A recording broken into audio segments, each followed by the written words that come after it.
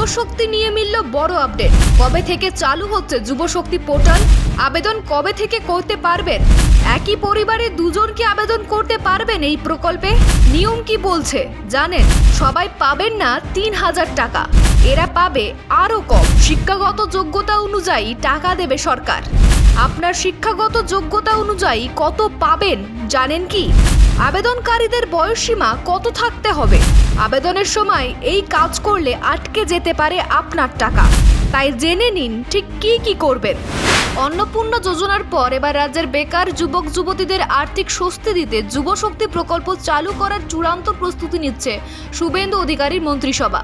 2026-27 অর্থবর্ষে রাজ্য বাজেটে অর্থমন্ত্রী স্বপন দাশগুপ্ত এই কল্যাণমূলক প্রকল্পের প্রস্তাব দিয়েছেন। চাকরির প্রস্তুতির সময় যুব সমাজের আর্থিক চাপ কিছুটা কমাতে এই বিশেষ উদ্যোগ। এই প্রকল্পের অধীনে যোগ্য প্রার্থীদের শিক্ষাগত যোগ্যতা অনুযায়ী প্রতি মাসে আর্থিক সাহায্যের ঘোষণা করেছে সরকার।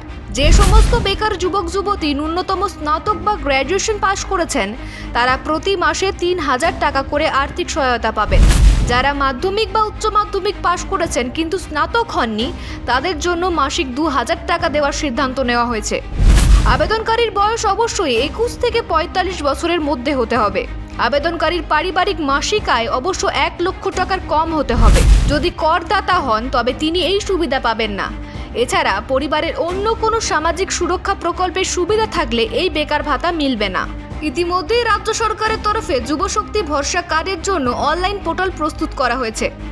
আগামী জুলাই বা আগস্ট সেপ্টেম্বর মাসের মধ্যেই এই প্রকল্পে নির্দেশিকা জারি হবে এবং তখন থেকেই অনলাইন ফর্ম ফিল আপ শুরু হবে।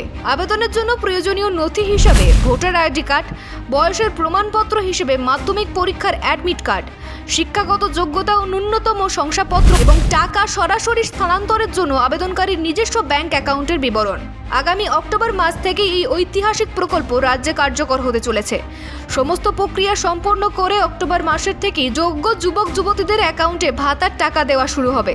সবথেকে উল্লেখযোগ্য বিষয়, বিহার, ঝাড়খণ্ড ও উত্তরপ্রদেশের স্থায়ী বাসিন্দারা পেতে পারেন সুবিধা। পশ্চিমবঙ্গে দীর্ঘদিন ধরে বসবাসকারী বিহার, ঝাড়খণ্ড ও উত্তরপ্রদেশের বহু হিন্দিভাষী পরিবার রয়েছে।